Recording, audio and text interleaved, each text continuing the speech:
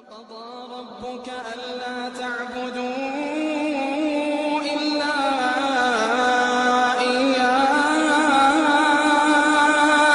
إلا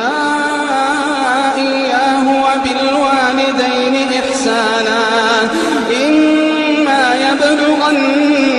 عندك الكبر أحدهما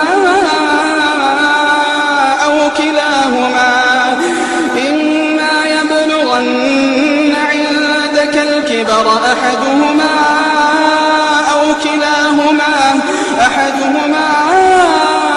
كلاهما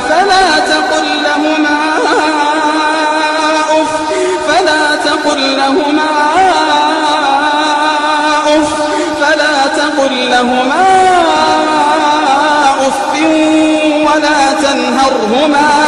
ولا تنهرهما